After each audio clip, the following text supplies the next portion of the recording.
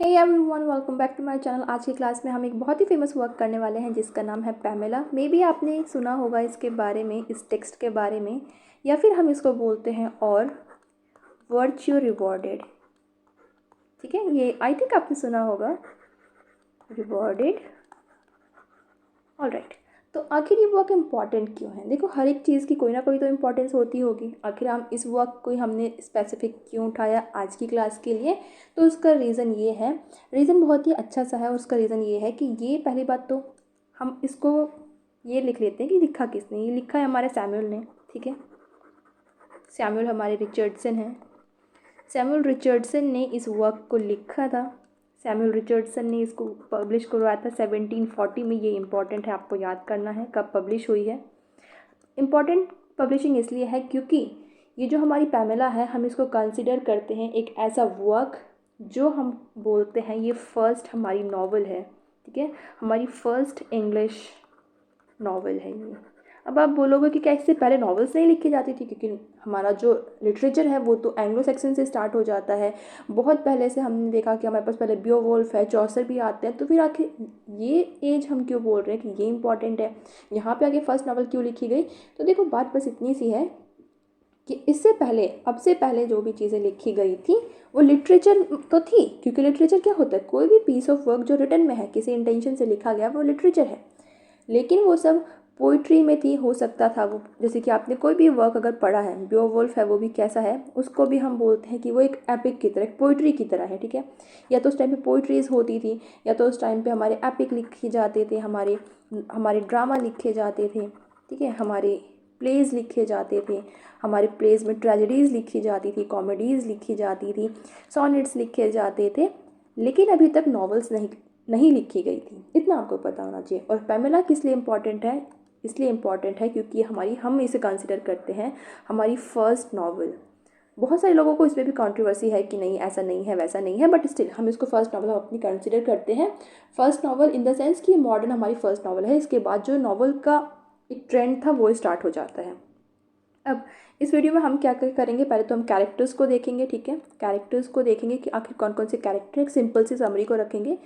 Summary हमारी बिल्कुल simple रहेगी क्योंकि हमारा फोकस समरी पे ज़्यादा नहीं है बल्कि फैक्ट पे ज़्यादा है। बस इतनी चीज़ें, ये चीज़ें मैं आपको बताने वाली हूँ थोड़ी देर में। थीम वगैरह से ज़्यादा कुछ है नहीं, बट स्टिल हम एक बार इसको देख लेंगे कौन कौन से थीम है। थीम से ज़्यादा आपका लेना देना होना नहीं चाहिए। इसको छोड़ने के बाद हम बात कर लेते हैं रिचर्डसन की। तो रिचर्डसन ने अपनी ये जो वर्क है पैमेला, इनका फर्स्ट वर्क था जो इन्होंने 51 ईयर्स के जब वो थे तब पब्लिश करवाया। एक चीज़ इंपॉर्टेंट ये है कि जो सैमुअल रिचर्डसन है, इनको लिखने का बड़ा शौक था। अब आप बोलोगे सबको ही शौक होता है, जितने भी हमारे राइटर्स हैं सबको शौक है, लेकिन इनका शौक थोड़ा सा अलग था। वो ऐसा कि इनको लेटर्स लिखना पसंद था। इनको लेटर्स लिखना पसंद था और ये कहीं ना कहीं लड़कियों की हेल्प किया करते थे। जो उनको लव लेटर्स मिलते थे उनका रिप्लाई करने के लिए। तो ये इंटरेस्टिंग चीज़ है जो आपको पता होनी चाहिए। इन जनरल, ऐसा पेपर में नहीं आता है पर इन जनरल आपको पता होना चाहिए।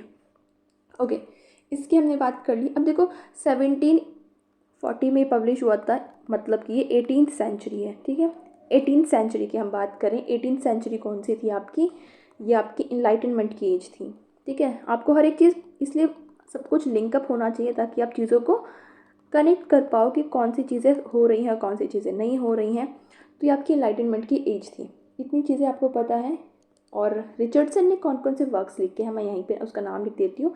इनके फेमस 3 ही वर्क हैं। एक में हमारा पैमेला है। ठीक है, एक हमारा पैमेला ही है जो इनका फेमस वर्क है।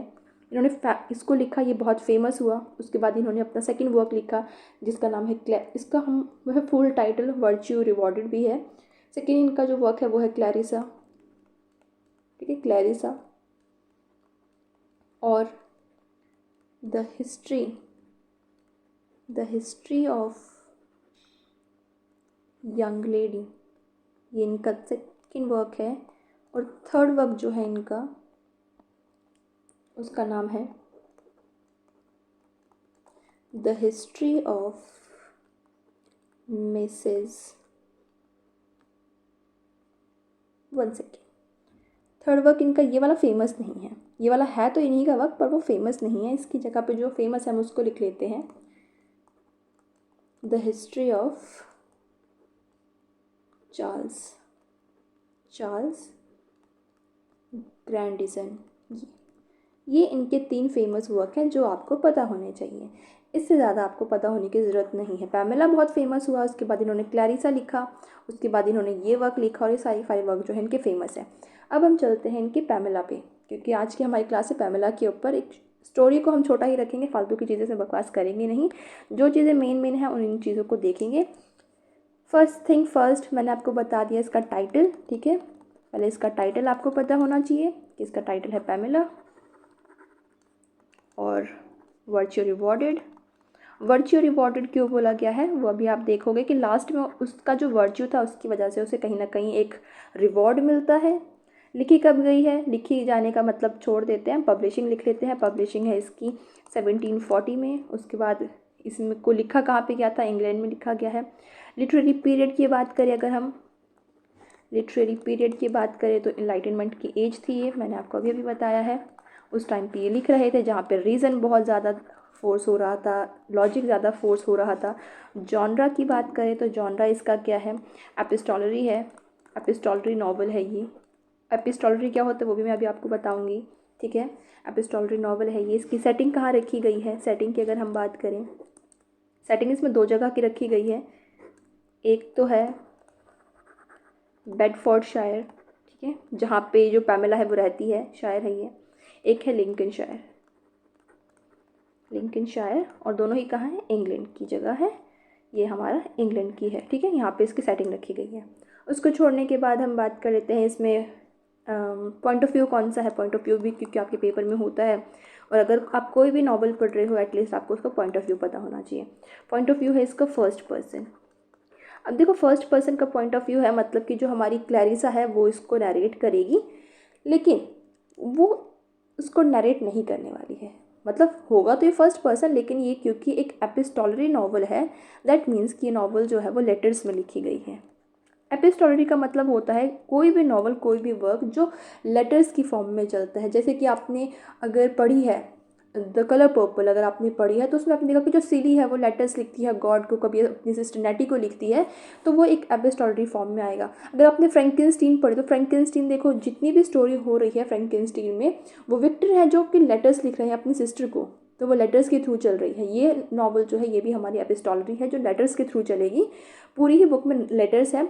लेटर्स 2 तरीके से लिखे गए हैं। एक तो जो पैमेला है अपने पेरेंट्स को लेटर लिख रही है, ठीक है, अपने पेरेंट्स को लेटर लिख के बता रही है, और दूसरी तरफ जो लेटर है वो एक मिस्टर बी हैं जो इसमें विलन का कैरेक्टर है, वो लास्ट में कुछ लेटर्स अपने फ्रेंड को लिखेंगे। बस 2 तरीके से इसमें लेटर लिखे जाएंगे। ये इसकी हमने टोटल नॉर्मल सी बात कर ली है। अब एक चीज़ इंपॉर्टेंट वो है जो आपको मैं यहाँ लिख देती हूँ। ये जो पैमेला है, क्योंकि उस टाइम पे इतना ज़्यादा सेंसरशिप, इतनी ज़्यादा पेटेंट राइट होते नहीं थे, तो बहुत सारे लोगों ने पैमेला जब स्टार्ट हुई छपी ये नॉवल, क्योंकि इतनी जब वहाँ पे कॉपीराइट नहीं था तो लोगों ने इसका सीक्वल लिखना स्टार्ट कर दिया। ऑल दो अब क्या है, जो नॉवल लिखता है वही उसका सीक्वल लिखेगा, लेकिन उस टाइम पे क्या था, पैमेला छपी नहीं, इतनी फेमस हुई नहीं कि लोगों ने इसके ऊपर सीक्वल लिखना शुरू कर दिया। सबसे फेमस सीक्वल जो है वो किसका है, हैनरी का, हैनरी फील्डिंग का। हैनरी फील्डिंग का इनका सबसे फेमस सीक्वल है, या फिर उन्होंने इसी के ऊपर लिखी है। 2 नॉवेल्स लिखी हैं, एक इन्होंने लिखी है शमीला, ठीक है, पैमेला के ऊपर, एक लिखी है जोसेफ एंड्रयू, जोसेफ एंड्रयू। ये 2 नॉवल उन्होंने लिखी हैं इसके ऊपर, बस आपको इतना पता होना चाहिए। कभी पेपर में अगर कोई पूछ ले आपसे कि ये इन्होंने इसके रिस्पॉन्स में कौन सी नॉवल लिखी, तो शमीला लिखी है और जोसेफ एंड्रयू लिखी है। ऑलराइट, बस इतना ही। अब चलो चलते हैं स्टोरी पे। देखो स्टोरी कहाँ से शुरू होती है, स्टोरी हमारी शुरू होती है पैमेला से, ठीक है। यहाँ पे मैं एक लड़की बना देती हूँ, ये है हमारी पैमेला, ठीक है। इसका पूरा नाम क्या है, पैमेला एंड्रयू, एंड्रयूस, ठीक है, ये इसका पूरा नाम है। इसकी एज क्या है, ये 15 ईयर्स की है, ठीक है, ये 15 ईयर्स की है। और ये क्या है, ये एक, हम बोल सकते हैं एक सर्वेंट है, ठीक है, एक सर्वेंट का काम करती है, एक मेड है।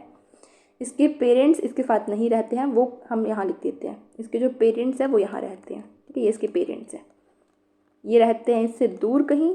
तो जो पैमेला है वो अपने पेरेंट्स को लेटर लिखती है, वो अभी मैं आपको बताऊँगी। अब जो ये पैमेला है, ये क्योंकि मैंने बोला एक सर्वेंट का काम करती है, ये पुअर है, ठीक है, ये गरीब है तभी तो सर्वेंट बनी हुई है, और लास्ट 3 ईयर्स से ये एक लेडी के घर पे काम कर रही थी। अब सडनली क्या होता है, उन लेडी का नाम यहाँ लिख देती हूँ मैं, उन वो थी लेडी बी, बी का कोई नाम नहीं लिख रखा है, बस इतना ही है। अब जैसे आपने अगर आपने कलर पर्पल देखी है मूवी, नहीं कलर पर्पल आपने पढ़ी हुई है, तो आपने उसमें देखा होगा कि जो सिली है उसके हस्बैंड का नाम भी नहीं दे रखा है, सिर्फ मिस्टर लिख के डैश मार रखा है। तो यहाँ पे इसमें भी यही है कि कौन है, इसका पूरा नाम क्या है, कुछ नहीं बता रखा है। अब सडनली ये जो लेडी बी थी जिनके यहाँ पर पैमेला काम किया करती थी, उनकी हो जाती है डेथ। ठीक है, इनकी हो गई है डेथ। तो इनका जो सन है उसका नाम क्या है, उसका नाम है मिस्टर बी। अब ये हो गए घर के ऑनर। ठीक है, इतनी कहानी आपको पता होनी चाहिए। इसकी सेटिंग कहाँ पे रखी गई है, मैंने आपको बोला कि यहाँ पे 2 सेटिंग है, तो फिलहाल जो इसकी सेटिंग है वो बेडफोर्ड में है। ये जितनी भी कहानी जो हो रही है बेडफोर्ड शायर में हो रही है। ये जो घर था एक, ये जो मिस्टर बी है या फिर लेडी बी है, इनका जो घर है, स्टेट है, वो कहाँ है, वो यहाँ पे है। और पैमेला इनके घर पे काम करती है। और सडनली इसे क्या हुआ है, सडनली ये जो लेडी बी है इनकी डेथ हो गई है। इनका जो बेटा है मिस्टर बी, अब वो घर का ऑनर बन चुका है। और लेडी बी ने मरते मरते पैमेला को क्या बोला है, उन्होंने बोला है कि अब से जो मिस्टर बी हैं वो तुम्हारे मतलब हेड रहेंगे, मतलब तुम्हारे मास्टर रहेंगे। और मिस्टर बी अपने बेटे को भी बोल देती हैं कि पैमेला एक अच्छी लड़की है तो उसको अच्छे से ट्रीट करना, इन द सेंस कि सर्वेंट की तरह, मेड की तरह एक अच्छे तरीके से ट्रीट करना। इतनी कहानी होती है। अब इसको पैमेला को अपना नया रोल मिल चुका है, क्योंकि अब इसको प्रमोशन भी मिल जाएगा वैसे। अब इसको देखो नया रोल मिला है, वो ये जो मिस्टर बी है ना, ये पैमेला को क्या देते हैं, ये पैमेला को 4 गिनीज़ देते हैं। गिनीज़ इनकी करेंसी है। ठीक है, अब इन 4 गिनीज़ को पैमेला क्या करती है, इन 4 गिनीज़ को अपनी पेरेंट्स को सेंड कर देती है। किस लिए, क्योंकि इसके पेरेंट्स भी जो है वो गरीब हैं, डेप्ट में हैं, तो वो इस पैसे से कहीं ना कहीं अपना जो कर्ज है, जो इन्होंने ब्याज ले रखा है या फिर जो भी कर रखा है, उसको चुका देंगे, वापस कर देंगे। अब लेटर्स किसके बीच में लिखे जा रही है, जो पैमेला है ना, ये सारी चीज़ें जितनी भी हो रही हैं कि लेडी बी की डेथ हो गई है, उसके नए ऑनर हो गए हैं, उसको 4 गिनीज़ मिली है, ये सारी चीज़ें पैमेला क्या करती है, अपने पेरेंट्स को लेटर के थ्रू लिखती है और बताती है। यहाँ पे मैं एक लेटर बना देती हूँ। ठीक है, ये पूरी नॉवल जो लेटर्स में ही चलेगी, तो ये बार बार ये इसको लेटर लिखती है, इसके पेरेंट्स इसको लेटर लिखते हैं, तो ये जो लेटर का सिलसिला है वो चलता रहता है, और इसी के थ्रू हमें पता चलता है कि कहानी में क्या हो रहा है। अब आगे स्टार्टिंग में जो पैमेला है वो अपने घर पे पैसे भेजती है, अपने मम्मी पापा को एक चीज़ बताती है कि उसके जो ऑनर है उनकी डेथ हो गई है और उनके नए ऑनर जो है वो मिस्टर बी हैं। इतनी चीज़ें आपको पता होनी चाहिए। अब यहीं पे कुछ और भी सर्वेंट्स हैं, क्योंकि आपको तो है नहीं कि पैमेला के लिए एक सर्वेंट है, भाई मीट लोग हैं और भी यहाँ पे लोग होंगे, तो यहाँ पे मैं बना देती हूँ कुछ और सर्वेंट्स भी। तो एक है मिसेज़ जैरविस, वो भी यहाँ पे एक लेड का काम करती है। ये एक अच्छी कैरेक्टर है, इसलिए मैंने पॉजिटिव साइन बना दिया है। ये पैमेला क्योंकि यहाँ पे अकेले रहती है, सर्वेंट है और अभी 15 ईयर्स की ही है, तो जो मिसेस जैरविस हैं वो उनको कहीं ना कहीं पैमेला को एडवाइस भी देती हैं, उसे अच्छे से ट्रीट भी करती हैं, वो उनके साथ बहुत अच्छा टाइम भी स्पेंड करती है। लेकिन अब क्या हुआ, धीरे धीरे जो मिस्टर बी का कैरेक्टर है वो एग्रेसिव होने लग गया है। धीरे धीरे एग्रेसिव क्यों हो रहा है, क्योंकि जो मिस्टर बी है वो कहीं ना कहीं पैमेला को फिज़िकली असॉल्ट करने की कोशिश करते हैं। वो चाहते हैं उसके साथ जो सेक्सुअल फेवर है वो चाहते हैं उससे। जो मिस्टर बी है वो उसे किस करने की भी कोशिश करते हैं पैमेला को, कई बार बिना उसकी परमिशन के वो उसे कई बार किस करने की कोशिश करते हैं। कई बार जो मिस्टर बी है वो पैमेला के रूम में उसका जो क्लॉजेट है उसके अंदर छुप जाते हैं। किस लिए, ताकि वो उस पर स्पाई कर सकें, वो उसको चेंज करते हुए देख सकें, ये सब करते वो ही करते हैं। अब जो मिस्टर बी हैं, ये जो मिस्टर हमारे बी हैं, ये पैमेला को बोलते हैं, एक लेडी के बारे में बताते हैं, उसका नाम है लेडी डेवर्स। ये लेडी डेवर्स कौन है, ये इनकी सिस्टर है। तो इनकी सिस्टर क्या बोलती है, इनकी सिस्टर कहीं ना कहीं पैमेला को पसंद करती है। हालांकि जो इनकी सिस्टर है वो फिजिकली इस नॉवल में कहीं पर भी नहीं आती है, लेकिन हाँ इनकी प्रेजेंस बताई जाती है। अब जो ये लेडी डेवर्स है ये क्या बोलती हैं, इनको लगता है कि पैमेला बहुत सुंदर है, 15 ईयर्स की है, यंग है, तो ये अच्छा नहीं लगेगा कि जो पैमेला है वो मिस्टर बी के साथ रहे। तो वो अपने ब्रदर को समझा देती है, और जो मिस्टर बी हैं वो ये मान जाते हैं कि पैमेला को इनके घर पे छोड़ के अपनी सिस्टर के घर में भेज दूंगा। अब पैमेला तो खुश है, क्योंकि अब उसे एक तरफ कहीं ना कहीं वो जो मिस्टर बी हैं वो उसे असॉल्ट ही तो कर रहे थे, लेकिन अब उसे पता चला कि अच्छा वो जा सकती है, वो यहाँ पे चली जाएगी, तो वो कुछ दिन रुक जाती है यहीं पे, इसी बहाने रुक जाती है। अब आगे क्या होता है, ये सब लेटर्स के थ्रू चल रहा है। पैमेला के पेरेंट्स का कंसर्न क्या है कि जो मिस्टर बी है वो कहीं ना कहीं पैमेला को असॉल्ट करने की कोशिश करेंगे, या फिर उसके साथ जो फिजिकली चीज़ें होंगी उसके बारे में टेंशन ले रहे हैं, उसके बारे में सोच रहे हैं। तो पैमेला उनको यकीन दिलाती कि नहीं ऐसा कुछ नहीं होगा, वो अपनी वर्च्यू को पोजेस करके रखेगी, कुछ भी हो जाए वो कुछ भी करेगी लेकिन उसका रिलेशन नहीं बनेगा उनके साथ। तो जो हमारा नॉवल का टाइटल है वर्च्यू रिवॉर्डेड, तो वो अपने उस वर्च्यू को, अपनी उस चैस्टिटी को बना के रखेगी थ्रू आउट द नॉवल, और वही चीज़ उसको लास्ट में रिवॉर्ड दिलाएगी। अब यही होता रहता है। लेकिन अब जो मिस्टर बी हैं, इनका जो बिहेवियर है वो चेंज होने लग जाएगा। और वो क्यों होगा? ये जो पैमेला है ना, ये अपने पेरेंट्स को लेटर्स लिखती थी, और वो लेटर लेके कौन जाता था? वो लेटर एक पर्सन लेके जाता था, ठीक है। उसका नाम था जॉन। क्योंकि उस टाइम पे ऐसा तो है नहीं कि इतनी सर्विसेज थी कि हमने व्हाट्सएप किया और मैसेज चला गया, लेटर भेजा लेटर चला गया। तो ये जो जॉन है वो यहाँ से लेटर लेता था, यहाँ पहुँचाता था। ये एक बीच में मैसेंजर का काम करता था। अब लेकिन दिखने में तो लग रहा है कि ये जो जॉन है ये बहुत अच्छा है, लेकिन होता क्या है, ये जो मिस्टर बी है ना, मिस्टर बी, ये मिस्टर बी का ही सर्वेंट है, क्योंकि रह तो उन्हीं के स्टेट में रहा है।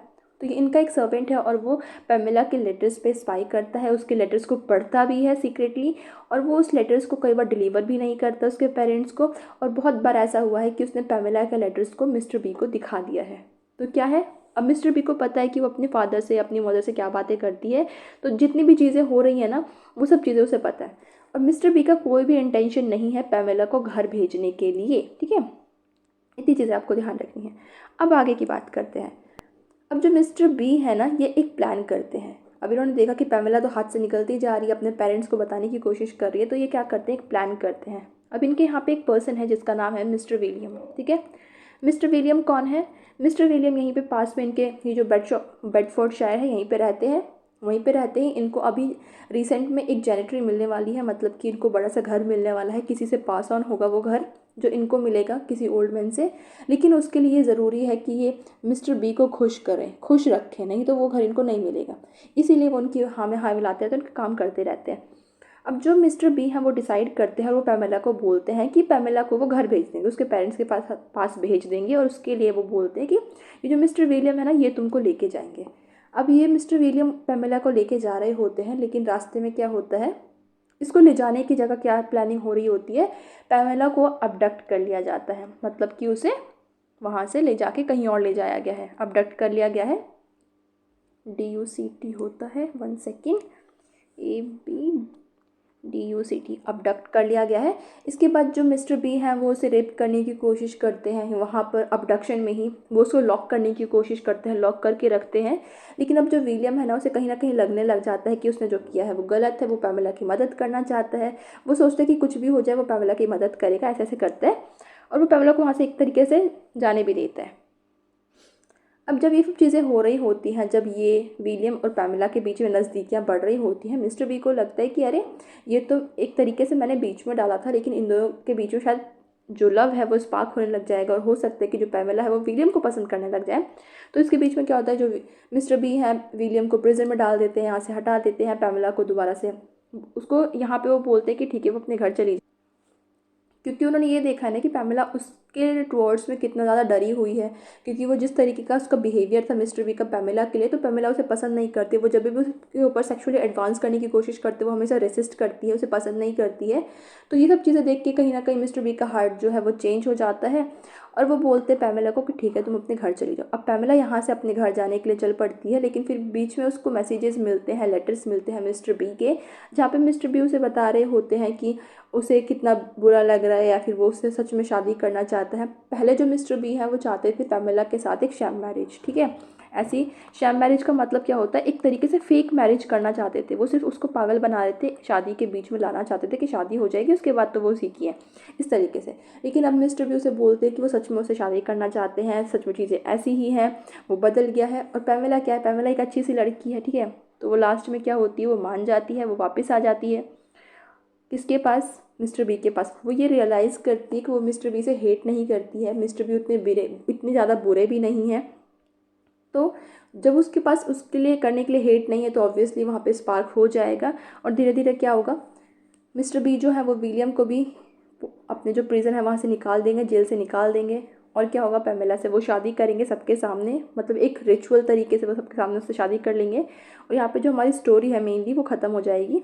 कैसे कि जो पेमेला है उसको रिवॉर्ड क्या मिला कि एक तरीके से वो पुअर सर्वेंट थी और उसको रिवॉर्ड क्या मिला कि अब उसके पास एक पूरी जेनेट्री है, ठीक है, पूरा अपने एक स्टेट है, वो मिस्टर बी की वाइफ है, सब उसे अच्छे ट्रीट करेंगे। अब वो एक उनके पास पैसा भी है, उसके पेरेंट्स भी एक तरीके से खुश हैं। तो ये क्या हुआ कि वो जो उसका वर्च्यू रिवॉर्डेड था ये वो है।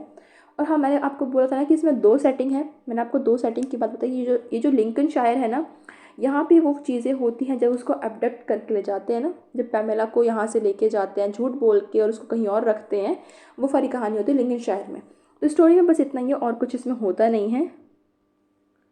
और अगर हम बात करें थीम्स की, तो थीम्स जितनी है इसमें, देखो उस टाइम पे जो जिस तरीके की चीज़ें चल रही थी उसी हिसाब से हर एक चीज़ में थीम लिखी जाती हैं। तो पहले तो इसका जो थीम है वो सिंपल सा है, ठीक है, क्योंकि दिखाई दे रहा है कि जो वैल्यू है, वैल्यू ऑफ वर्च्यू है, उसको यहाँ पे प्रेज़ किया गया है। अगर उसने अपनी चेस्टिटी खो दी होती तो उसके साथ ऐसा नहीं होता। सेकेंड क्लास के बारे में है, जैसे कि वो जो पेमेला है वो पुअर है, लेकिन जो उसके मास्टर है मिस्टर बी हैं वो कैसे है, मोरालिटी की बात यहाँ पे करी गई है, ठीक है, मोरालिटी की बात है। यहाँ पे रिलीजन की बात करी गई है, रिलीजन की है, प्लस यहाँ पे मैरिज जो है, रिलीजन एंड मैरिज ये दोनों कंसर्न है। और यहाँ पे सेक्सुअल जो पॉलिटिक्स है, ठीक है, वो भी एक इम्पॉर्टेंट कंसर्न है, इसीलिए वो भी हमारे एक इम्पॉर्टेंट जो हमारी थीम है उसमें आ जाएगा। तो ये यहाँ पे 3-4 आपकी थीम्स हैं जो आपको पता होनी चाहिए। आई थिंक स्टोरीज़ की बहुत ही सिंपल सी थी, इतना कुछ आपको याद करने की ज़रूरत है नहीं, बट स्टिल ठीक है। आई will see you in the next video. Story बहुत ईजी सी, पेमेला एक छोटी सी लड़की है जो कि यहाँ पे स्लेव का काम करती है, स्लेव नहीं एक मेड है, उसके यहाँ पे रहते हैं बी जो कि उसके मास्टर हैं। बी जो चाहते हैं कहीं ना कहीं सेक्सुअली एक रिलेशन चाहते हैं पेमेला के साथ। पेमेला ये सारी चीज़ें अपने पेरेंट्स को बता रही होती है लेटर्स के थ्रू। और यहाँ पे एक विलियम का कैरेक्टर है जो कि पहले तो नेगेटिव होता है, पहले वो अबडक्शन में हेल्प करता है, लेकिन बाद में उसे लगता है कि उसे पेमेला की हेल्प करनी चाहिए। बस इतनी ही चीज़ें हैं और कोई चीज़ यहाँ पे होती नहीं है।